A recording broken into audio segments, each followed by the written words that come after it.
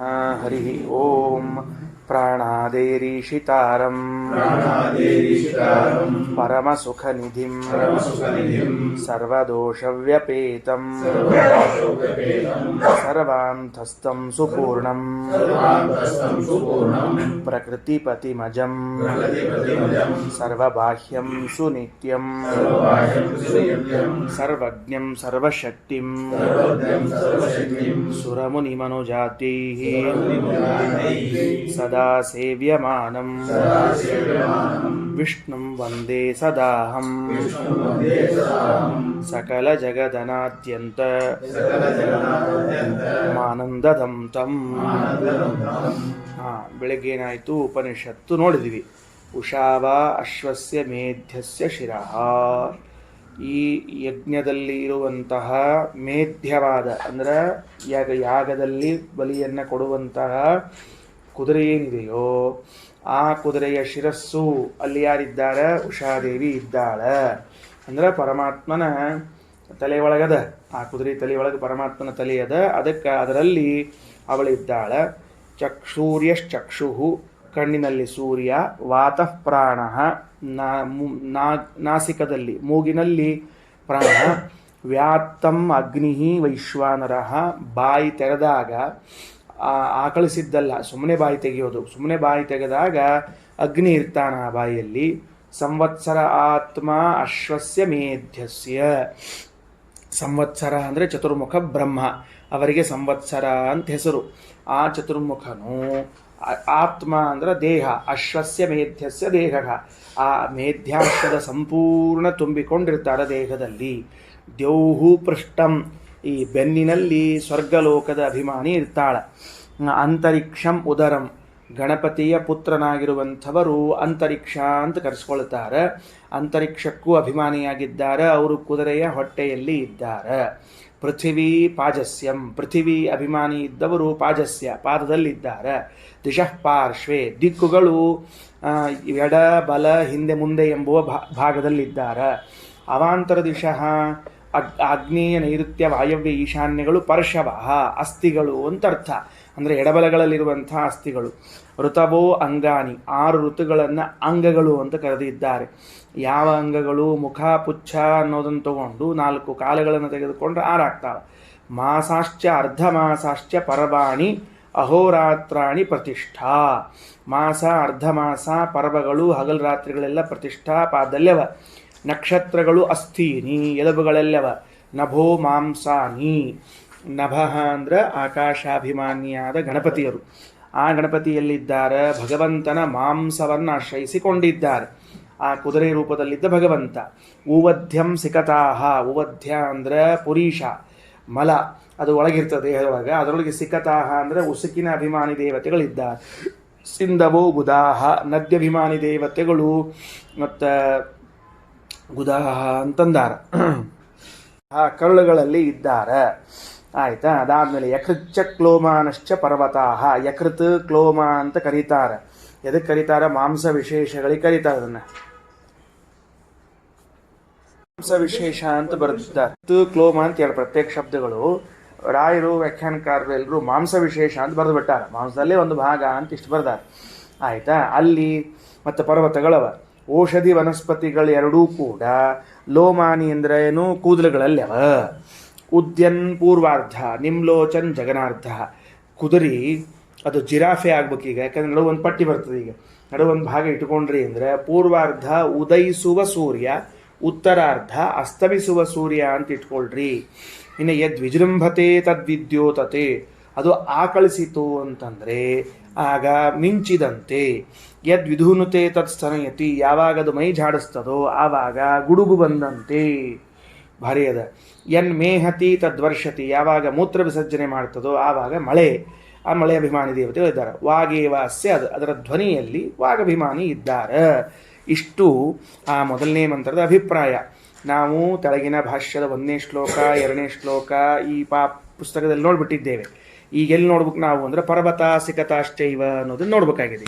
ಸರಿನಾ? ಪ್ರಾಣಾದೇರೀಶಿತಾರಂ ಮಂಗಳ ಶ್ಲೋಕ ಆಗ್ಯದ. ಯಥಾ ತುಷ್ಟಾವ ಲಕ್ಷ್ಮೀಶಂ ಮುಗಿದದ. ವಾಜಿರೂಪೇಣ ಸೂರ್ಯೇಣ ಅದು ಆಗ್ಯದ. ಅಶ್ವಸ್ವರೂಪೋ ಬ್ರಹ್ಮಭೂತ್ ಮುಗ್ದದ, ಸರ್ವಂ ಜಗತ್ತದಂಗೇಶು ಉಚ್ಚೈಶ್ರವ ಸನ್ನಿಹಿತ, ಇಷ್ಟರವರೆಗೆ ಮುಗ್ದದ. ಈಗ ಪರ್ವತಾಹ ಎಂಬುದರಿಂದ ಪ್ರಾರಂಭ ಆಗಬೇಕು. ನಾವು ಬೃಹದಾರಣ್ಯಕದ ಪಾಠದಲ್ಲಿ ಹೊಸದಾಗಿ ತಿಳಿದದ್ದು ಏನಂಶ ಅಂದರೆ, ಉಚ್ಚೈಶ್ರವ ಎಂಬುವಂತಹ ಕುದುರೆ ಇದು ಕೇವಲ ಇಂದ್ರದೇವರಿಗೆ ವಾಹನವಾಗಿ ಉಳಿದಿರೋದಿಲ್ಲ. ಅದು ಕೂಡ ದೇವತೆ, ಅದು ಕೂಡ ಸಾಂಶ. ಯಾಕಂದ್ರೆ ಅಶ್ವಮೇಧ ಯಾಗದಲ್ಲಿ ಬಳಸಲಾದ ಪ್ರತಿಯೊಂದು ಕುದುರೆಯಲ್ಲೂ ಇರ್ತದೆ. ಅಂದಮೇಲೆ ಸಾಂಶ, ಅದು ಮೇಲಷ್ಟೇ ಉಳ್ಕೊಂಡಿಲ್ಲ, ಇಲ್ಲಿಯೂ ಅದ. ಹಾಗೆ ಸಾಂಶವಾಗಿದೆ, ಎಲ್ಲ ಯಾಗದ ಕುದುರೆಗಳಲ್ಲಿ ಇರ್ತದೆ. ರಾಮಚಂದ್ರ ಅಶ್ವಮೇಧ ಯಾಗ ಮಾಡಿದ್ದ, ಶ್ರೀಕೃಷ್ಣ ಮಾಡಿದ್ದ, ಪಾಂಡವರು ಮಾಡಿದ್ದಾರೆ, ಹರಿಶ್ಚಂದ್ರ ಮಾಡಿದ್ದಾನೆ. ಯಾರ್ಯಾರು ಅಶ್ವಮೇಧ ಯಾಗ ಮಾಡಿದ್ದಾರೋ ಅವತ್ತಿನ ಕಾಲದಲ್ಲಿ ಎಲ್ಲರ ಕುದುರೆಗಳಲ್ಲೂ ಉಚ್ಚೈಶ್ರವ ಎಂಬುವ ಕುದುರೆಯ ಒಂದಂಶ ಇತ್ತು ಅಂತ ತಿಳ್ಕೊಳ್ರಿ. ಆಚಾರ್ಯರು ನಾರದೀಯ ಪುರಾಣದ ವಾಕ್ಯ ಅಂದರೆ ನಾರದ ಪುರಾಣದ 2 ಶ್ಲೋಕಗಳನ್ನು ಈ ಉಪನಿಷತ್ತಿನ ಅರ್ಥೈಸುವುದಕ್ಕೆ ಉಪಯೋಗಿಸಿಕೊಂಡಿದ್ದಾರೆ. ಏನಂತಾರ? ಪರ್ವತ ಸಿಕತಾಶ್ಚೈವ ನದ್ಯ ಕೂಪಾಹ ಸರಾಂಸಿ ಚ ಹವಿಃ ಕಪಾಲ ಯೂಪಾದ್ಯ ದೇವತಾಗೇವ ಸರ್ವಶಃ. ಈಗ ಇಲ್ಲಿ ಏನಂತ ಬಂದದ ಅಂತಂದ್ರೆ, ಪರ್ವತಾಹ, ಸಿಕತಾಹ, ಸಿಂಧವಃ, ಕೂಪಾಹ, ಸರಾಂಸಿ ಇವೆಲ್ಲ ಬರ್ತಾವೆ ಶಬ್ದಗಳು. ನೋಡಿದರೆ ಇವೆಲ್ಲ ಜಡವಾದ ವಸ್ತುವನ್ನು ಹೇಳುವ ಶಬ್ದ ಇದು. ಪರ್ವತ ಅಂದರೆ ಜಡವಾದ ಪದಾರ್ಥ, ಸಿಕತ ಅಂದರೆ ಉಸುಕು ಅಂತ. ಆದರೆ ಇಲ್ಲಿ ಭಗವಂತನನ್ನು ಆಶ್ರಯಿಸಿಕೊಂಡಿರುವಂತಹದ್ದು ಕೇವಲ ಜಡವಸ್ತುಗಳು ಅಂತ ಹೇಳಿದರೆ ವೇದಕ್ಕೆ ಅಷ್ಟೊಂದು ಮಹತ್ವದ ಅರ್ಥವನ್ನು ಹೇಳಿದಂತೆ ಆಗುವುದಿಲ್ಲ. ಭಗವಂತನನ್ನು ಯಾರ್ಯಾರು ಆಶ್ರಯಿಸಿಕೊಂಡಾರ? ಪರ್ವತ ಆಶ್ರಯಿಸಿಕೊಂಡದ, ಉಸುಕ ಆಶ್ರಯಿಸಿಕೊಂಡದ, ನದಿ ಆಶ್ರಯಿಸಿಕೊಂಡದ, ಅಷ್ಟ ಮಜಾ ಬರಲಿಲ್ಲ. ಅದಕ್ಕೆ ಶ್ರೀಮದಾಚಾರ್ಯ ಅಂತಾರೆ, ಆಯಾ ಶಬ್ದಗಳಿಂದ ದೇವತೆಗಳನ್ನು ಹೇಳಿದರೆ ಹೆಚ್ಚಿನ ಮಹತ್ವ ಬರ್ತದೆ.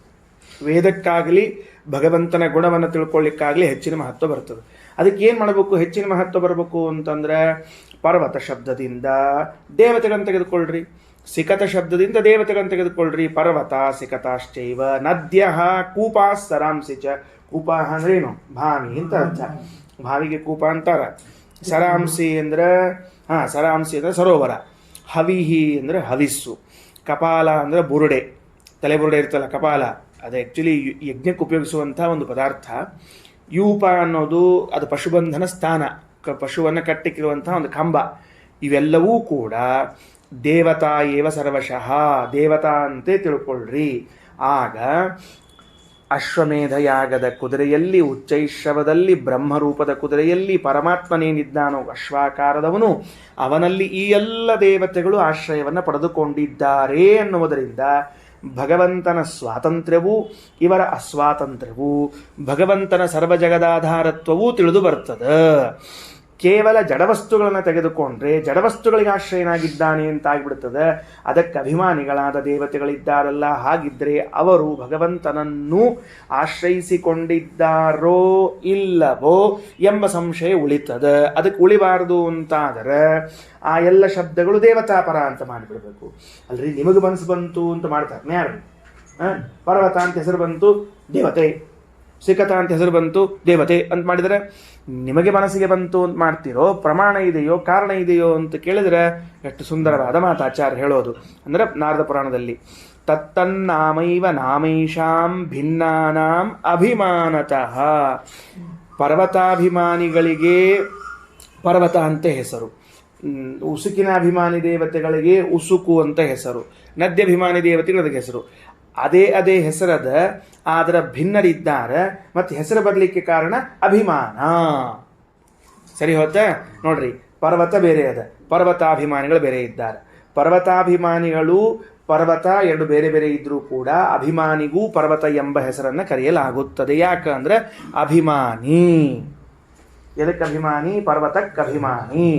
ಅದಕ್ಕೆ ಸೂತ್ರವನ್ನು ವೇದವ್ಯಾಸ ದೇವರು ಹೇಳಿಕೊಟ್ಟಾರ. ಅಭಿಮಾನಿ ವ್ಯಪದೇಶಸ್ತು ವಿಶೇಷಾನುಗತಿಭ್ಯಾಮ್ ಅನ್ನುವ ಸೂತ್ರ ಅದ.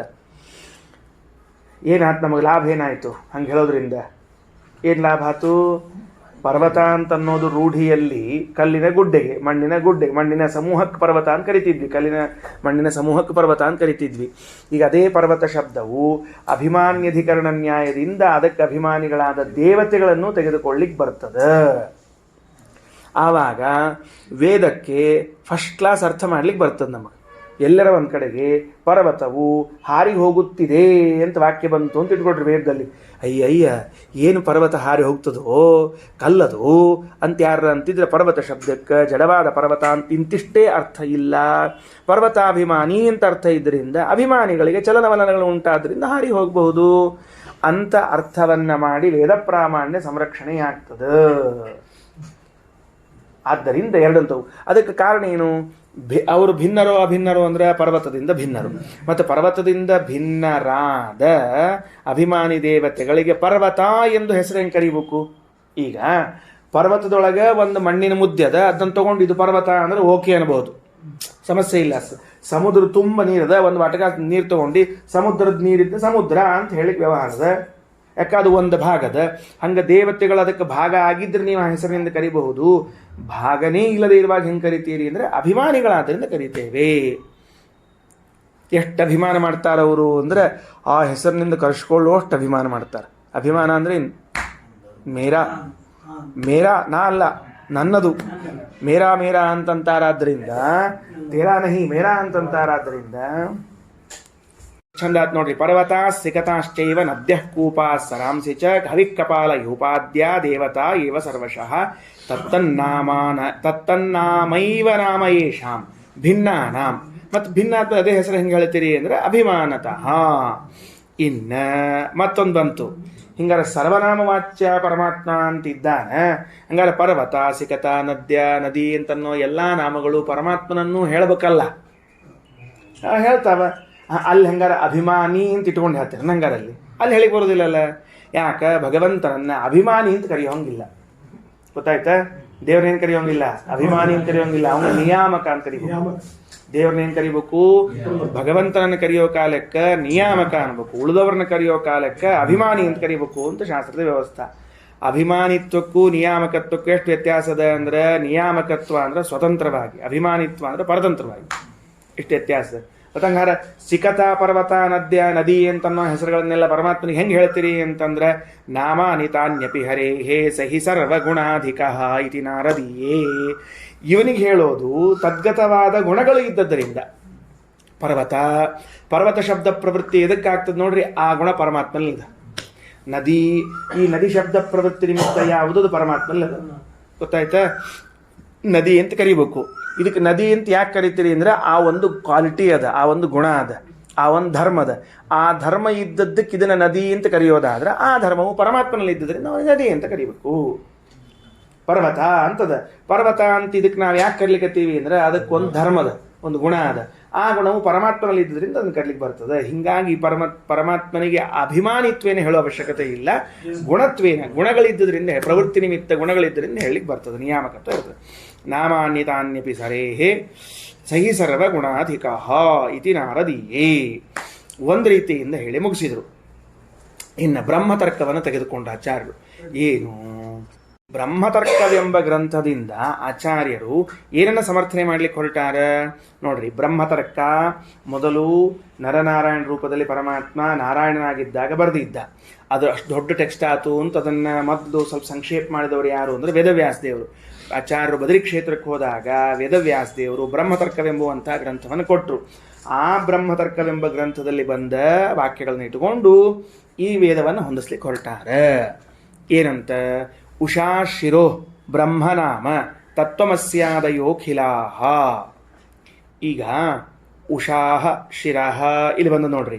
ಉಷಾವ ಅಶ್ವಸ್ಯ ವೇದ್ಯಸ್ಯ ಶಿರಃ ಅಂತ ಬಂದದ. ಇದು ಎರಡೂ ಪ್ರಥಮಾ ವಿಭಕ್ತಿಯಲ್ಲಿರುವ ಶಬ್ದಗಳು. ಉಷಾಹ ಶಿರಃ ಇವೆರಡು ಯಾವ ಶಬ್ದ, ಯಾವ ವಿಭಕ್ತಿ ಒಳಗದ? ಪ್ರಥಮಾ ವಿಭಕ್ತಿ ಒಳಗದ. ಬ್ರಹ್ಮನಾಮ ಅದ. ಬ್ರಹ್ಮನಾಮ ಅಂದ್ರೆ ನಾಮ ಬ್ರಹ್ಮೇತ್ಯುಪಾಸ್ತೆ. ಹಿಂದೆ ಛಾಂದೋಗ್ಯದಲ್ಲಿ ಬಂದದ. ನಾಮ ಅಂದ್ರೆ ಉಷಾದೇವಿ, ಬ್ರಹ್ಮ ಅಂದ್ರೆ ಪರಮಾತ್ಮ. ಅಲ್ಲೂ ಕೂಡ ನಾಮ ಬ್ರಹ್ಮ ಎರಡೂ ಶಬ್ದಗಳು ಪ್ರಥಮಾ ವಿಭಕ್ತ್ಯಂತವಾದ ಪದಗಳು.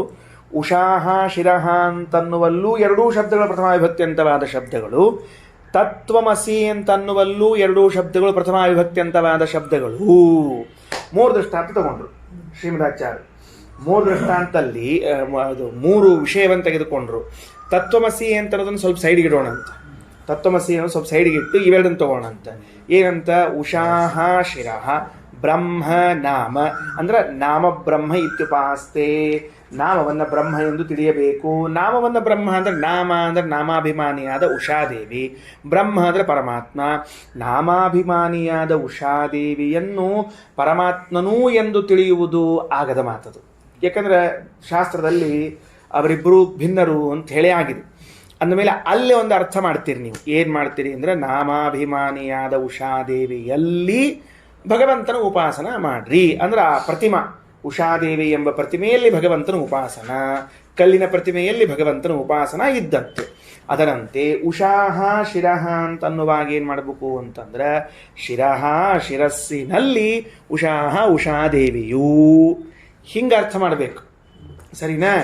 ಇವೆರಡನ್ನು ಇಟ್ಕೊಂಡು ದೃಷ್ಟಾಂತ ಇಟ್ಕೊಂಡು ತಗೊಳ್ರಿ. ಇಲ್ಲಿ ಹೆಂಗೆ ನೀವು ಎರಡೂ ಪ್ರಥಮ ವಿಭಕ್ತಿ ಅಂತ ಇದ್ರೂ ಕೂಡ ಅಭೇದಾರ್ಥವನ್ನ ಹೇಳುವುದಿಲ್ಲವೋ? ಹೇಳ್ತೀರಿ ಅಭೇದಾರ್ಥವನ್ನ. ಉಷಾಹ ಶಿರಃ ಅಂದ್ರೆ ಈ ಉಳಿದ್ಬಿಟ್ಟು ಪರಮಾತ್ಮ ಬಿಟ್ಬಿಡ್ರಿ. ಈಗೇನು ಮಾಡ್ಲಿಕ್ಕೆ ಆಗ್ತದ? ಅಶ್ವಮೇಧದ ಕುದುರೆ ಅದ. ಈ ಕುದುರೆಯ ತಲೆ ಅಂದ್ರೆ ಉಷಾ ಅಂದ್ರೆ ಉಷಃಕಾಲ ಅಂತಾದ್ರೂ ಅರ್ಥ ಮಾಡಿದ್ರು, ಉಷಃಕಾಲವನ್ನ ಕುದುರೆ ತಲೆ ಅಂತ ಅರ್ಥ ಮಾಡ್ಲಿಕ್ಕೆ ಬರೋದಿಲ್ವಲ್ಲ, ಚಾನ್ಸೇ ಇಲ್ಲ. ಉಷಾ ಶಬ್ದಕ್ಕೆ ಉಷಾಭಿಮಾನಿ ದೇವತಾ ಅಂತ ಇಟ್ಟುಕೊಂಡಾಗ ಆ ದೇವತೆ ಈ ಕುದುರೆ ತಲೆ ಅಂತೂ ಅರ್ಥ ಮಾಡ್ಲಿಕ್ಕೆ ಬರೋದಿಲ್ಲ. ಅಂದಮೇಲೆ ಈ ತಲೆಯಲ್ಲಿ ಅಂತ ಅರ್ಥ ಮಾಡಬೇಕು. ಹಂಗಾರೆ ಪ್ರಥಮಾ ವಿಭಕ್ತಿಗೆ ಸಪ್ತಮಿ ವಿಭಕ್ತಿಯ ಅರ್ಥವು ತಾನಾಗಿಯೇ ಒದಗಿ ಬಂತು. ನಾಮಬ್ರಹ್ಮ ಇತ್ಯುಪಾಸ್ತೆ ಅಂತನ್ನುವಲ್ಲಿ ನಾಮ್ನಿ ಬ್ರಹ್ಮ ಇತ್ಯುಪಾಸ್ತೆ ಅಂತ ಒದಗಿ ಬಂತು. ಇಲ್ಲಿ ಅರ್ಥ ಬದಲಾವಣೆ ಮಾಡ್ಕೊಂಡ್ರೋ ಇಲ್ಲೋ, ವಿಭಕ್ತಿ ಬದಲಾವಣೆ ಮಾಡ್ಕೊಂಡ್ರಲ್ಲೋ. ಅದಂಗಾರೆ ತತ್ವಮಸಿ ಅಂತನ್ನಲ್ಲಿ ಯಾಕೆ ಮಾಡ್ಕೋಬಾರ್ದಪ್ಪ? ಮಾಡ್ಕೊಡಲ್ಲು. ತತ್ವಮಸಿ ಎಂದಲ್ಲಿ ಮಾಡ್ರಿ. ಹಂಗಾರ ತತ್ವಮಸಿ ಅಂದರೆ ತಸ್ಮಿನ್ ತ್ವಮಸಿ, ಅವನಲ್ಲಿ ನೀ ಇದ್ದಿ, ಅವನ ಆಶ್ರಯ ಮಾಡ್ಕೊಂಡಿದ್ದಿ, ನೀನು ಸ್ವತಂತ್ರ ಅಂತ ತಿಳ್ಕೊಂಡು ಏನು ಅಂತ ಉದ್ದಾಲಕರು ಶ್ವೇತಕೇತುವಿಗೆ ಹೇಳಿದ್ರು ಅಂತ ಅರ್ಥ ಮಾಡ್ಲಿಕ್ಕೆ ಬರ್ತಿರುವಾಗ ಅಭೇದ ಯಾಕೆ ಅರ್ಥ ಹೇಳಬೇಕು? ದೃಷ್ಟಾಂತಗಳನ್ನ ನೋಟ್ ತಗೊಳ್ರಿ. ಏನಂತ? ಉಷಾಹ ಶಿರಃ ಅಂತ ಬರ್ಕೊಂಡು ಎದುರಿಗೆ ಇದನ್ನ ಇಜಿಕೊಲ್ಟ ಹಾಕೊಂಡು ಶಿರಸಿ ಉಷಾಹ ಅಂತ ಬರ್ಕೋಬೇಕು. ಶಿರಸಿ ಉಷಾಹ ಅಂತ ಬರ್ಕೋಬೇಕು. ನಾಮ ಬ್ರಹ್ಮ ಬರ್ಕೊಂಡು ಇಜಿಕೊಲ್ಟ ಹಾಕೋಬೇಕು. ಬ್ರಹ್ಮ ಅಂತ ಬರ್ಕೋಬೇಕು. ತ್ವಂ ಅಸಿ ಅಂತ ಬರ್ಕೊಳ್ಳೋದು. ತತ್ ತ್ವಂ ಅಸಿ ಅಂತ ಬರ್ಕೊಂಡು ಇಜಿಕೊಲ್ಟ ಹಾಕೊಂಡು ಅಸ್ಮಿನ್ ತ್ವಂ ಅಸಿ. ಎರಡು ಪ್ರಥಮಾ ವಿಭಕ್ತಿಯಂತವಾದ ಶಬ್ದಗಳು ಇದ್ದಾಗ ಒಂದು ಶಬ್ದವು ಸಪ್ತಮ್ಯಂತವಾಗಿ ಪರಿಣಾಮಗೊಂಡಿತು. ಪರಿಣಾಮಗೊಂಡದ್ರಿಂದ ಶಬ್ದಷ್ಟೇ ಪರಿಣಾಮಗೊಳ್ಳೋದಿಲ್ಲ, ಅರ್ಥವು ಬದಲಾಗಿಬಿಡ್ತದೆ. ವಿಭಕ್ತಿ ಬದಲಾದ್ಕೊಳ್ಳಿ ಅರ್ಥ ಬದಲಾಯಿತು. ಅಂದಮೇಲೆ ಆ ಪದಕ್ಕೆ ಅರ್ಥ ಬದಲಾದ್ಕೊಳ್ಳಿ ವಾಕ್ಯಕ್ಕೆ ಏನಾಯಿತು? ಪೂರ್ಣ ಅರ್ಥ ಬದಲಾಗಿ ಹೋಯಿತು ಎಂಬುದಾಗಿ ಬ್ರಹ್ಮತರ್ಕದಲ್ಲಿ ವೇದವ್ಯಾಸದೇವರು ತಿಳಿಸಿದ್ದಾರೆ. ನೋಡ್ರಿ, ಉಷಾಶಿರೋ ಬ್ರಹ್ಮನಾಮ ತತ್ವಮಸ್ಯಾದಯೋಖಿಲಾ ಸಪ್ತಮ್ಯರ್ಥಾ ಸಮುದ್ದಿಷ್ಟಾ. ಸಪ್ತಮಿ ಅರ್ಥ ಮಾಡಿಕೊಳ್ಳ್ರಿ. ಪಂಚಮ್ಯರ್ಥಾಸ್ತಥಾಶ್ರುತಾ, ಇಲ್ಲ ಪಂಚಮಿ ವಿಭಕ್ತಿ ಅರ್ಥವನ್ನಾದರೂ ಮಾಡಿಕೊಳ್ಳ್ರಿ. ಷಷ್ಟ್ಯರ್ಥಾಶ್ಚ ಚತುರ್ಥ್ಯಾರ್ಥಾಸ್ತೃತೀಯಾರ್ಥಾಶ್ಚ ಸರ್ವಶಃ.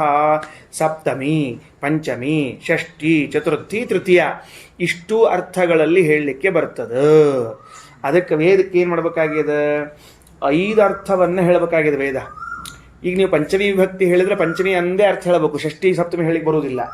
ತೃತೀಯ ವಿಭಕ್ತಿ ಅರ್ಥ ಹೇಳಿದ್ರೆ ತೃತೀಯ ಒಂದೇ ಹೇಳಬೇಕು, ಚತುರ್ಥಿ ಪಂಚಮಿ ಇತ್ಯಾದಿ ಹೇಳಿಕ್ಕೆ ಬರೋದಿಲ್ಲ.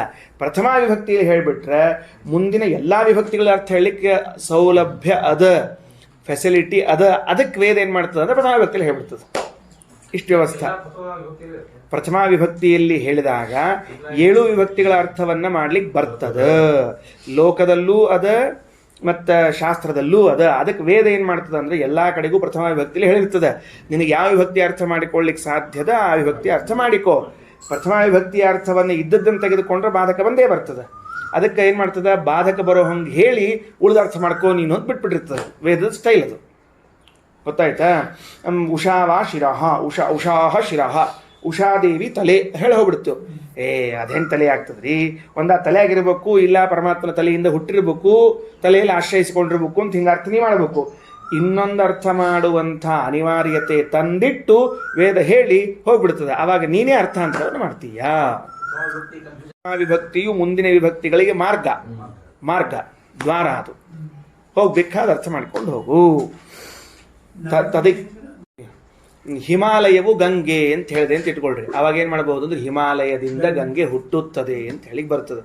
ಹಿಮಾಲಯದಿಂದ ಗಂಗೆ ಅಂದಾಗ ನಿಮಗೆ ಏನು ಅರ್ಥಾಂತರ ಬೇರೆ ಚಾನ್ಸೇ ಇಲ್ಲ, ಮಾಡಲಿಕ್ಕೆ ಬರೋದಿಲ್ಲ. ಅಲ್ಲಿ ಹಿಮಾಲಯದಿಂದ ಗಂಗೆ ಹುಟ್ಟುತ್ತದೆ ಅಂದಾಗ ಏನೂ ಅರ್ಥಾಂತರ ಮಾಡ್ಲಿಕ್ಕೆ ಬರೋದಿಲ್ಲ. ಹಿಮಾಲಯವು ಗಂಗೆ ಅಂದರೆ ಹಿಮಾಲಯದಲ್ಲಿ ಗಂಗೆ ಇದೆ, ಹಿಮಾಲಯದಿಂದ ಗಂಗೆ ಹುಟ್ಟಿದೆ, ಹಿಮಾಲಯಕ್ಕೆ ಶೋಭೆ, ಹಿಂಗೇನು ಅರ್ಥವನ್ನು ಮಾಡ್ಲಿಕ್ಕೆ ಅವಕಾಶ ಇದೆ. ಅದಕ್ಕಾಗಿ ಹಂಗೆ ವ್ಯವಸ್ಥೆ ಮಾಡಿರ್ತಾರೆ. ಮುಂದೆ ಆಯ್ತಾ. ತದೈಕ್ಯವಾಚಿವತ್ ಶಬ್ದಾ ಅಪಿ ತದ್ಗತ್ವವಾಚಕಾ. ನೋಡಿದ್ರೆ ತದೈಕ್ಯವಾಚಿವತ್ ಶಬ್ದಾ, ಆ ಎರಡು ಪದಾರ್ಥಗಳಲ್ಲಿ ಐಕ್ಯವನ್ನು ಹೇಳುವಂತೆ ಕಾಣಿಸ್ತದವು. ಅವೆರಡು ಶಬ್ದಗಳು ನೋಡಿದ್ರೆ ಓಹೋ ಇವರು ಅವರು ಮತ್ತು ಅಭಿನ್ನರೇನೋ ಅಂತ ಅನಿಸ್ತದೆ. ಗೊತ್ತಾಯ್ತಾ? ತದೈಕ್ಯವಾಚಿವತ್ ಶಬ್ದಾ, ಆ ಎರಡು ಪದಾರ್ಥಗಳ ಮಧ್ಯದಲ್ಲಿ ಐಕ್ಯವನ್ನು ಹೇಳುವಂತೆ ತೋರ್ತದ. ಆದರೆ ಅಪಿ ತದ್ಗತ್ವವಾಚಕಾ, ಆದರೆ ಆಯಾ ಪದಾರ್ಥಗಳನ್ನು ಆಶ್ರಯಿಸಿಕೊಂಡಿವೆ ಹೊರತಾಗಿ ಐಕ್ಯಾರ್ಥ ನೈವತೆ ಸರ್ವೇ ಎಂದು ಆ ಎರಡು ಪದಾರ್ಥಗಳ ಮಧ್ಯದಲ್ಲಿ ಐಕ್ಯ ಹೇಳಬೇಡ್ರಿ. ಉಷಾ ಮತ್ತು ಶಿರಸ್ಸು, ನಾಮ ಬ್ರಹ್ಮ, ತತ್ ತ್ವಂ ಎಂದು ಐಕ್ಯ ಹೇಳಬೇಡ್ರಿ. ಯಾಕಂದ್ರೆ ಸರ್ವೇ ಭಿನ್ನ ರೂಪ ಯತಃ ಸದಾ, ಸದಾ ಸರ್ವೇ ಭಿನ್ನ ರೂಪಾ. ಜೀವ ಬ್ರಹ್ಮ ಭಿನ್ನ ಭಿನ್ನ, ಮತ್ತು ನಾಮ ಬ್ರಹ್ಮ ಭಿನ್ನ, ಉಷಾ ಶಿರಸ್ಸು ಭಿನ್ನ, ಚಕ್ಷು ಸೂರ್ಯ ಭಿನ್ನ, ಭಿನ್ನ ಭಿನ್ನ ಇದ್ದವರನ್ನು ಐಕ್ಯ ಹೆಂಗೆ ಹೇಳಬೇಕು? ಹೇಳಲಿಕ್ಕೆ ಬರುವುದಿಲ್ಲ. ಇನ್ನು ಈಶಾಂಗವಾಚಿನೋ ವಾಸ್ಯು ತೇಷಾಮೇವ ತದರ್ಥಸಃ ಸಪ್ತಸು ಪ್ರಥಮ ಯಸ್ಮಾತ್ ತತ್ತದ್ಯೋಗ್ಯಾರ್ಥತಾ ಭವೇತ್ ಇತಿ ಬ್ರಹ್ಮತರ್ಕೆ. ಇದನ್ನು ತಗೊಂಡ್ಬಿಡ್ರಿ. ಸಪ್ತಸು ಪ್ರಥಮ ಯಸ್ಮಾತ್ ಏನ್ರಿ? ಸಪ್ತಸು ಪ್ರಥಮ ಅಂತನ್ನುವ ಸೂತ್ರ ಅದ. ಏಳು ವಿಭಕ್ತಿಗಳ ಅರ್ಥವನ್ನು ಹೇಳುವುದಕ್ಕೆ ಪ್ರಥಮ ವಿಭಕ್ತಿಯನ್ನು ತಗೊಳ್ಬಹುದು. ಯಸ್ಮಾತ್ ತತ್ತದ್ಯೋಗ್ಯಾರ್ಥತಾ ಭವೇತ್, ಅಲ್ಲಲ್ಲಿ ಯಾವುದು ಯೋಗ್ಯವಾದ ಅರ್ಥ ಬರ್ತದೋ ಅದನ್ನು ತೆಗೆದುಕೊಳ್ಳ್ರಿ. ಮುಗಿತಾ? ಈ ಬ್ರಹ್ಮತರ್ಕದಲ್ಲಿ ವೇದವ್ಯಾಸ ದೇವರು ಇಷ್ಟೇ ಮಾಡದೆ ಮತ್ತೊಂದು ಕೆಲಸ ಮಾಡಿಟ್ಬಿಟ್ಟಾರ. ಅವರು ಏನು ಮಾಡಿಟ್ಟಾರ ಅಂತಂದ್ರೆ, ಇಲ್ಲಿಲ್ಲ ನಾವು ವಿಭಕ್ತಿಯನ್ನು ವ್ಯತ್ಯಾಸ ಮಾಡೋದಿಲ್ಲ. ಮತ್ತೇನು ಮಾಡ್ತಿ? ನಾ ಇದ್ದು ವಿಭಕ್ತಿ ಹಂಗೆ ಇಟ್ಕೊಂಡು ಅರ್ಥ ಮಾಡ್ತೀನಿ, ಮಾಡು. ಆವಾಗ ಮತ್ತೆ ಅಭೇದ ಹೇಳ್ಬೇಕಲ್ಲ, ಹೇಳ್ತೀವಿ. ಹೆಂಗೆ ಹೇಳ್ತೀರಿ ನೀವು ಆವಾಗ ಅಂತಂದ್ರೆ ಭಾಳ ಮಜಾ ಆಗ. ಗೊತ್ತಾತಿಲ್ಲ? ಈಗೇನು ಮಾಡಿದ್ರು, ವಿಭಕ್ತಿ ಬದಲಾವಣೆ ಮಾಡಿ ಒಂದು ಅರ್ಥ ಹೇಳಿ ತೋರಿಸಿದ್ರು. ನಾವು ವಿಭಕ್ತಿ ಭೇದ ಹೇಳಿದ್ರಿ, ಹೆಂಗೆ ವಿಭಕ್ತಿ ಹೆಂಗೆ ಬದಲು ಮಾಡ್ತಾರೆ, ನಾವು ಮಾಡೋದಿಲ್ಲ, ಹೆಂಗದ ಹಂಗೆ ಇಟ್ಕೋತೀವಿ ಅಂತಂದ್ರೆ ಒಂದು ಕೆಲಸ ಮಾಡೋಣಂತ. ಚಕ್ಷು ಸೂರ್ಯ ಇಷ್ಟದ ಇಲ್ಲೋ? ಇಲ್ಲಿ ನೀ ಚಕ್ಷುಷಿ ಸೂರ್ಯ ಅಂತ ವಿಭಕ್ತಿ ವ್ಯತ್ಯಾಸ ಮಾಡ್ಲಿಕ್ಕೆ ಬರುವುದಿಲ್ಲ. ಒಲ್ಲೆಂತಿ ಇಲ್ಲೋ? ಒಂದು ಕೆಲಸ ಮಾಡೋಣಂತ. ಸೂರ್ಯ ಚಕ್ಷು ಅಂದರೆ ಸೂರ್ಯನಿಂದ ಅಭಿನ್ನವಾದ ಚಕ್ಷಸ್ಸು ಅಂತ ಅರ್ಥ ಆಯಿತು. ಹಾಗಾದರೆ ದೇವರ ಕಣ್ಣಿಗೆ ಸೂರ್ಯ ಎಂದು ಹೆಸರಿದೆ ಅಂತ ಅರ್ಥ ಮಾಡಿಕೊ. ಯಾರು ಬೇಡ ಅಂತಾರೆ? ಸೂರ್ಯನ ಕಣ್ಣಿಗೆ ಸೂರ್ಯ, ಭಗವಂತನ ಕಣ್ಣಿಗೆ ಸೂರ್ಯ ಎಂದು ಕರೆಯುತ್ತಾರೆ. ಉಷಾವ ಮೇ ಅಶ್ವಸ್ಯ ಮೇಧ್ಯಸ್ಯ ಶಿರಃ, ಭಗವಂತನ ಶಿರಸ್ಸಿಗೆ ಉಷಾ ಎಂದು ಹೆಸರಿದೆ ಅಂತ ತಿಳ್ಕೊ. ವಾತಃ ಪ್ರಾಣ, ವಾಗೀಂದ್ರಿಯಕ್ಕೆ, ಭಗವಂತನ ವಾಗೀಂದ್ರಿಯಕ್ಕೆ ಪ್ರಾಣ ಅಂತ ಹೆಸರದ ಅಂತ ತಿಳ್ಕೊ. ಏನು ತಪ್ಪಾಯ್ತು? ಅಭೇದನೆ ಅದ ಅಲ್ಲಿ. ಯಾಕಂದರೆ ಭಗವಂತನಿಗೂ ಭಗವಂತನ ಇಂದ್ರಿಯಕ್ಕೂ ಭೇದವಿಲ್ಲ. ಆದ್ದರಿಂದ ಇಂದ್ರಿಯದಿಂದ ಭಗವಂತನಿಗೆ ಅಭೇದ ಹೇಳಲಿಕ್ಕೆ ಬರ್ತದೆ. ಅದನ್ನು ಬರೀತಾರೆ. ಈಶಾಂಗ ವಾಚಿನೋ ವಾಸ್ಯುಹು, ಅಲ್ಲೇ ಮೇಲಿನ ಸಾಲ ಆಗಲೇ ಬಿಟ್ಟಿದ್ದು ನೋಡ್ರಿ. ಅದು ಈಶ ಅಂಗವಾಚಿನಃ, ಭಗವಂತನ ಅಂಗಗಳನ್ನು ತಿಳಿಸುತ್ತವೆ ಆಯಾ ಶಬ್ದಗಳು. ಮುಗಿದು ಹೋಯ್ತು. ತೇಷಾಮೇವ ತದರ್ಥತಃ, ಆಯಾ ಶಬ್ದಗಳಿಗೆ ಅದೇ ಅರ್ಥ ಇಟ್ಟುಕೊಡ್ರಿ. ಇವಾಗ ಈಗ ಸೂರ್ಯ ಚಂದ್ರ ದೇವತೆ ಅಂತ ಇಲ್ಲವೇ ಇಲ್ಲ, ಇಂದ್ರಿಯಕ್ಕೇನೆ ಹೆಸರದು. ಭಗವಂತನ ಮೂಗಿಗೆ ವಾತ ಅಂತ ಹೆಸರು. ಭಗವಂತನ ಋತವೋ ಅಂಗಾನಿ, ಭಗವಂತನ ಅಂಗಗಳಿಗೆ ಋತು ಅಂತ ಹೆಸರು. ಹಂಗೆ ಕರಿತಾ. ಅವ ಭಾರಿ ಶ್ರೀಮಂತವ ನಮ್ಮ ದೇವರು. ನಮಗೆಲ್ಲ ಒಂದೇ ನಾಮಕರಣ ಮಾಡಿರ್ತಾರೆ, ಸಾಕಪ್ಪಿ ಅಂತ ತಿಳ್ಕೊಂಡು ಹೇಳಿ. ಅವಂಗೆ ಎಲ್ಲ ಅಂಗಗಳಿಗೂ ಒಂದೊಂದು ನಾಮಕರಣ ಮಾಡಿರ್ತಾರೆ. ಭಾರಿ ಶ್ರೀಮಂತವ, ಲಕ್ಷ್ಮೀಪತಿ ಎಲ್ಲದಕ್ಕೆ ತೋರಿಸ್ಕೊಂಡವ. ವ್ಯಕ್ತಿಯಲ್ಲಿ ಉಳ್ಕೊಂಡ್ಬಿಡ್ತಾವ, ಏನು ವ್ಯತ್ಯಾಸ ಆಗಂಗೇ ಇಲ್ಲ. ದೇವರ ಲಕ್ಷ್ಮೀಪತಿತ್ವ ಎಷ್ಟದ ಅಂತಂದ್ರೆ, ನಾಮಕರಣಕ್ಕೆ ನಮಗೆ ಒಮ್ಮೊಮ್ಮೆ ಕರೆದಿರ್ತಾರ್ರಿ. ನಮ್ಮ ಹುಡುಗನ ನಾಮಕರಣದ ಬಂದು ಊಟ ಮಾಡ್ಕೊಂಡು ಹೋಗೋದು ಅಂತ ಕರೆದಿರ್ತಾರೆ. ದೇವತೆಗಳಿಗೆ ದಿವಸ ಭಗವಂತನ ನಾಮಕರಣ ಕುಟುಕ್ಕೆ ಹೋಗೋದು ಅವ್ರು. ಯಾಕಂದ್ರೆ ಒಂದೊಂದು ನಾಮಗಳಿಗೂ ಒಂದೊಂದು ಹೆಸರು ಇಟ್ಕೋತಿರ್ತಾರೆ. ಇದ್ರ ನಾಮಕರಣದ ಊಟ ಇವತ್ತ, ಇದ್ರ ನಾಮಕರಣದ ಊಟ ಇವತ್ತ, ಉಗುರಿನ ನಾಮಕರಣದ ಊಟ, ಹುಬ್ಬಿನ ನಾಮಕರಣದ ಊಟ, ಜುಟ್ಟಿನ ನಾಮಕರಣದ ಊಟ ಅಂತ ಹೇಳಿ ಹಿಂಗಾಗಿ ಮುಗಿದು ಹೋಯ್ತು. ಹಂಗಾಗಿ ದೇವತೆಗಳು ದಿವಸ ಹಬ್ಬ ಮಾಡ್ತಾರ ಅಂತ ಸಿದ್ಧ ಆಗ್ತದೆ. ಶಿರಹ ಅಂದಾಗ ಉಷಸ್ ಎಂಬುವ ಶಬ್ದಕ್ಕೆ ಉಷಾದೇವಿ ಅಂತ ಅರ್ಥ ಇಟ್ಟುಕೊಂಡಾಗ ಭಿನ್ನ ಆಗ್ತದೆ. ಉಷದಾಹೆ ಅಂತ ಇಟ್ಕೊಂಡು ಪ್ರಕಾಶಮಾನವಾದದ್ದು ಅನ್ನುವ ಅರ್ಥ ಇಟ್ಕೊಂಡ್ರೆ ಶಿರಸ್ಸು ಪ್ರಕಾಶಮಾನವಾದದ್ದು. ಇಲ್ಲೇ ಇಲ್ಲ, ಭೇದ ಇಲ್ಲೇ ಇಲ್ಲ. ಸೂರಿಗಮ್ಯ, ಸೂರ್ಯ ಶಬ್ದವನ್ನು ಹಿಂಗೆ ಬಿಡಿಸೋಣ ಅಂತ. ಸೂರಿಗಮ್ಯ ಚಕ್ಷು, ಭಗವಂತನ ಕಣ್ಣು ಜ್ಞಾನಿಗಳಿಂದ ಗಮ್ಯವಾಗೇ ಇದೆ. ಅಂದ್ರೆ ಜ್ಞಾನಿಗಳ ಮೇಲೆ ಭಗವಂತ ಕಣ್ಣು ಬಿಡ್ತಾನೆ, ಉಳಿದವ್ರ ಮೇಲೆ ಕಣ್ಣು ಮುಚ್ಚಿಕೊಂಡಿರ್ತಾನೆ ಅಂತ ಅರ್ಥ. ಅದಕ್ಕೆ ಹಂಗೆ ಇಟ್ಕೊಂಡ್ರೆ ಆವಾಗ ಏನಿಲ್ಲ, ಅಭೇದವೇ ಅದ. ಇಲ್ಲೇನು ಆ ಪ್ರಸಂಗ ಇಲ್ಲ ಅಷ್ಟೆ. ಅಂಗ ಪ್ರತ್ಯಂಗಶೋ ವ್ಯಾಪ್ತೋ ವಿಷ್ಣುರೇವ ತುರಂಗಮೇ ಅಥೋ ವಿಷ್ಣುವಂಗಗಂ ಸರ್ವಂ ಮೇಧ್ಯಾಂಗಸ್ಥ ಮುದೀರಿತಂ ಇತಿ ಚ. ಇಲ್ಲೊಂದು ಪ್ರಶ್ನೆ ಮಾಡ್ಕೊಂಡ್ರೆ ಆಚಾರ್ಯ, ನೀವು ಎಲ್ಲಾನು ಕುದುರೆ ಒಳಗೆ ಹೇಳಿಕತ್ತೀರಿ, ದೇವರಲ್ಲಿ ಆಶ್ರಯ ಪಡೆದದ ಅಂತಂತೀರಿ. ಅಂಗಗಳಾದ್ರೆ ಕುದುರೆವು, ಹೇಳೋದಾದ್ರೆ ದೇವರು. ಹೆಂಗೆ ಸಾಧ್ಯತೆ ಇದು ಅಂದ್ರೆ, ಅಂಗ ಪ್ರತ್ಯಂಗಶೋ ವ್ಯಾಪ್ತ ವಿಷ್ಣು ತುರಂಗಮೇ. ತುರಂಗಮೇ ಅಂದರೆ ಕುದುರೆಯಲ್ಲಿ ಅಂತ ಅರ್ಥ. ತುರಂಗಮ ಶಬ್ದಕ್ಕೆ ಅರ್ಥ ಏನು? ಕುದುರೆ. ಸರಿನಾ? ಈಗ ಹಾ ಹಾ ಅದಕ್ಕೆ ರಘುತ್ತಮ ಸ್ವಾಮಿಗಳು ಹಿಂಗೆ ಬರ್ದಾರ, ವಿಷ್ಣೋ ಮೇಧ್ಯ ಅಶ್ವ ಹೃದಯ ಮಾತ್ರ ಗತತ್ವೇನ. ಪರಮಾತ್ಮ ಕುದುರೆಯ ಹೃದಯದಲ್ಲಿರ್ತಾನೆ. ಎಲ್ಲಿರ್ತಾನೆ? ಅವನಿಗೊಂದು ಜಾಗ ಕೊಟ್ಟಿರಲಿ ನೀವು ದೇಹದೊಳಗೆ. ಭಗವಂತನು ಎಲ್ಲಿದ್ದಾನೆ? ನಮ್ಮ ಹೃದಯದಲ್ಲಿದ್ದಾನೆ. ಹಂಗೆ ಯಾಗದ ಕುದುರೆಯ ಹೃದಯದಲ್ಲಿ ಮಾತ್ರ ಇದ್ದಾಗ ಇಷ್ಟೆಲ್ಲವೂ ಕೂಡ ಏನು ಪದಾರ್ಥಗಳವ ಕುದುರೆ ಅಂಗಗಳಲ್ಲಿ ವ್ಯಾಪಿಸಿಕೊಂಡಿದ್ರೆ ಪರಮಾತ್ಮನಿಗೇನು ಬಂತು? ಅವ ಇರೋದು ಒಂದೇ ಹೃದಯದಲ್ಲಿ, ಪುಟ್ಟ ಜಾಗದಲ್ಲಿ. ಗೊತ್ತಾಯ್ತಾ? ರಘುತ್ತಮ ಸ್ವಾಮಿಗಳೇನಂತಾರೆ, ವಿಷ್ಣೋ ಮೇಧ್ಯ ಅಶ್ವ ಹೃದಯ ಮಾತ್ರ ಗತತ್ವೇನ. ಯಾಗದ ಕುದುರೆಯ ಹೃದಯದಲ್ಲಿ ಇದ್ದದರಿಂದ ತದಂಗೇಶು ಅಭಾವಾತ್, ಆ ಕುದುರೆಯ ಅಂಗಗಳಲ್ಲಿ ಪರಮಾತ್ಮನು ಇಲ್ಲವಾದ್ರಿಂದ ತಯೋರಂಗೇಶು ಇತಿ ವಿಷ್ಣುಂಗಗತತ್ವೇನ, ಆ ಬ್ರಹ್ಮದೇವರ ಪರಮಾತ್ಮನ ಅಂಗಗಳಲ್ಲಿ ಜಗತ್ತು ಆಶ್ರಯಿಸಿಕೊಂಡಿದೆ ಅಂತ ಹೇಳಿದ್ದು ಹೆಂಗೆ ಹೊಂದಿಸ್ತೀರಿ ಅಂತಂದ್ರೆ ಉತ್ತರ ಕೊಡ್ತೀವಿ.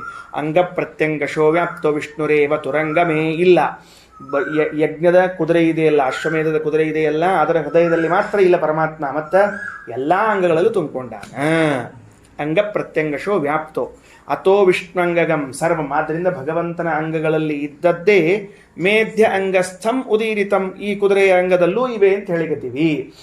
ಒಂದು ವೇಳೆ ಹೃದಯದಲ್ಲಿ ಮಾತ್ರ ಉಳ್ಕೊಂಡಿದ್ರೆ ಆಗ ಎಲ್ಲ ಅಂಗಗಳಲ್ಲಿ ಎಲ್ಲಿ ಪ್ರಶ್ನೆ ಇರ್ತಿತ್ತು. ಭಗವಂತ ಕುದುರೆಯ ಎಲ್ಲ ಅಂಗಗಳಲ್ಲಿ ವ್ಯಾಪಿಸಿಕೊಂಡದ್ದರಿಂದ ಅವನ ಅಂಗಗಳಲ್ಲಿ ಎಲ್ಲ ಜಗತ್ತಿದ್ದದನ್ನ ಈ ಕುದುರೆ ಅಂಗದಲ್ಲಿವೆ ಅಂತ ಹೇಳ್ತಿದ್ದೇವೆ. ಹೃದಯದಲ್ಲಿ ಇದ್ದದ್ದೇ ಸರಿ, ಅದು ಸಾಮಾನ್ಯದ. ಇದು ಹೊಸದೇನಂದ್ರೆ ಎಲ್ಲ ಅಂಗಗಳಲ್ಲೂ ಇದ್ದಾನ ಅಂಬೋದು ತಾತ್ಪರ್ಯ. ಇನ್ನು ಮುಂದೆ ಎಲ್ಲಿ ಮಂತ್ರವಾಗಿ ಏನು ಮಾಡ್ಯಾರ ಅಂತಂದ್ರೆ, ಒಂದ್ಸಲ ಬಿಟ್ಟು ಎರಡು ಸಲ ಅಶ್ವಸ್ಯ ಮೇಧ್ಯಸ್ಯ ಅಂತಂದಾರ. ಅಂದ್ರೆ ಎಲ್ಲದ ಉಷಾವ ಅಶ್ವಸ್ಯ ಮೇಧ್ಯಸ್ಯ ಅಂತ ಒಂದೊಂದು, ಸಂವತ್ಸರ ಆತ್ಮ ಅಶ್ವಸ್ಯ ಮೇಧ್ಯಸ್ಯ ಎರಡು ಸಲ ಬಂದದ. ಮೇಧ್ಯಸ್ಯ ಅಶ್ವಸ್ಯ ಅಂತ ಪುನರ್ವಚನ ಯಾಕೆ ಎರಡು ಸತಿ ಯಾಕೆ ಹೇಳ್ಬೇಕಾಯ್ತು? ಒಂದು ಸತಿ ಸಾಕಪ್ಪ. ಏನು ಒಂದ್ಸಲ ಹೇಳ್ಬಿಟ್ರೆ ಮೇಧ್ಯಸ್ಯ ಅಶ್ವಸ್ಯ ಅಂತಂದಾಗ ಎಲ್ಲ ಕಡೆ ಹಚ್ಕೊಂಡ್ಬಿಡ್ತೀವಿ ನಾವು. ಅಂದ್ರೆ ಯಾಗದ ಕುದುರೆಯಲ್ಲಿ ನಾವೇ ಹಚ್ಕೊಳ್ಳಿ ಬರ್ತಿರುವಾಗ ನೀವ್ಯಾಕೆ ಎರಡು ಸತಿ ಹೇಳ್ಬೇಕಾಯಿತು? ಅದಕ್ಕೆ ಶ್ರೀಮದಾಚಾರ್ಯರು ಪುನರಪಿ ಅಶ್ವಸ್ಯ ಮೇಧ್ಯಸ್ಯ ಇತಿ ವಚನಂ ಕಸ್ಯಚಿತ್ ಅಶ್ವಸ್ಯೈವ ಮಾಸೀದಿತಿ ಇತಿಹಾಸ ರೂಪೇಣ ನ ಉಚ್ಯತೆ ಕಿಂತು ಸರ್ವಮೇಧ್ಯಾನಾಮೇವ ಇತಿ ಜ್ಞಾಪನಾರ್ಥಂ. ಓಹೋ, ಯಾವುದೋ ಒಂದು ಅಶ್ವಮೇಧದ ಕುದುರೆಯಲ್ಲಿ ಮಾತ್ರ ಹಿಂಗಿತ್ತು, ಉಳಿದ ಕುದುರೆಯೊಳಗೆ ಹಿಂಗೆ ಇದ್ದಿದ್ದಿಲ್ಲಿ ಕಾಣಿಸ್ತದ ಅಂತ ನಿಮಗೆ ಸಂಶಯ ಬರಬಾರದು. ವೇದವು ಇತಿಹಾಸವನ್ನು ಹೇಳಿಕತ್ತದ ಅಂತ ತಿಳ್ಕೊಬೇಡ್ರಿ. ಒನ್ಸ್ ಅಪಾನ್ ಎ ಟೈಮ್ ಅಂತ ಹಿಂಗೆ ಕಥೆ ಶುರು ಮಾಡಿ. ಇಲ್ಲದು ಇತಿಹಾಸ ಹೇಳಿಕತ್ತಿಲ್ಲ.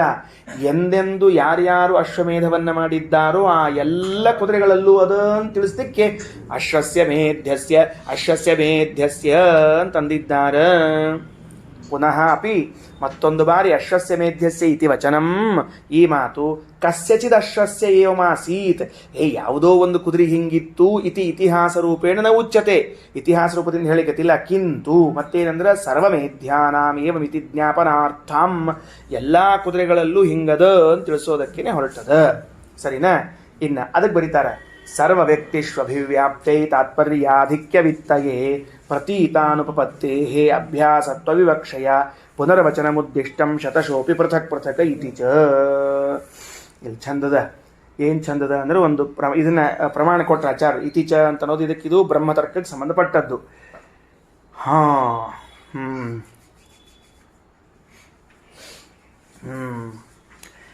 ಇದೇನು ಹೇಳಿಕ್ ಹೊರಟಾರ ಅಂದ್ರೆ ನೋಡ್ರಿ, ಇದಕ್ಕೆ ಪ್ರಮಾಣ. ಈಗ ಏನು ಪ್ರಮಾಣ? ನೀವು ಹೇಳಿದ ಅರ್ಥವನ್ನು ಯಾಕೆ ಮಾಡಬೇಕು ಅಂದ್ರೆ, ಪ್ರತಿ ಅಶ್ವಮೇಧಯಾಗದ ಕುದುರೆಯಲ್ಲೂ ಹೀಗೆ ಪರಮಾತ್ಮ ಇದ್ದಾನ, ಬ್ರಹ್ಮದೇವರಿದ್ದಾರ, ಉಚ್ಚೈಶ್ರವದ ಅನ್ನೋ ಅರ್ಥ ಮಾಡೋಕ್ಕಿಂತಲೂ ಬೇರೆಯವರು ಇದಕ್ಕೆ ವ್ಯಾಖ್ಯಾನ ಮಾಡ್ಯಾರ.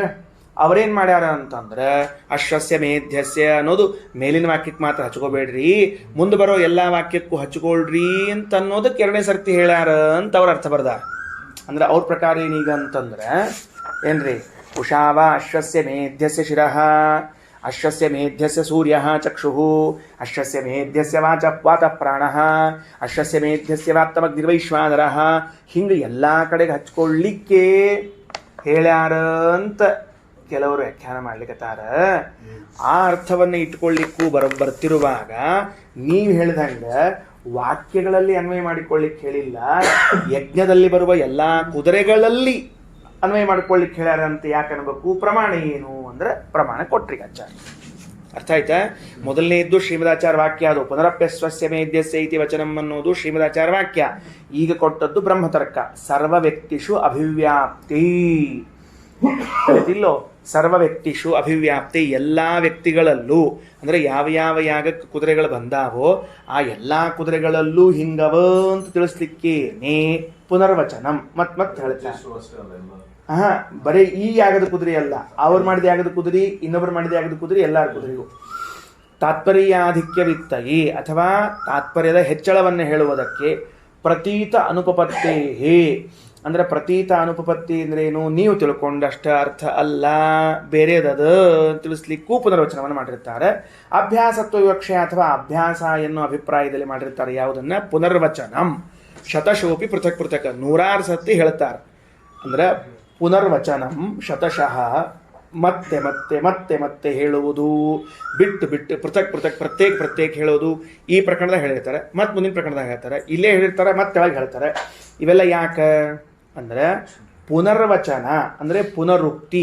ಶಾಸ್ತ್ರದಲ್ಲಿ ಹೇಳಿದ್ದನ್ನು ಮತ್ತೆ ಮತ್ತೆ ಹೇಳಲಿಕ್ಕೆ ಎಷ್ಟು ಕಾರಣಗಳವ ಅಂದ್ರೆ, ಒಂದು ಸರ್ವ ವ್ಯಕ್ತಿಷು ಅಭಿವ್ಯಾಪ್ತಿ, ಈ ವಿಷಯ ಅಂತನ್ನುವುದು ಎಲ್ಲಾ ಕಡೆಗಳಲ್ಲೂ ಸಂಬಂಧಿಸಿದ್ದು ಒಂದರ್ಥ.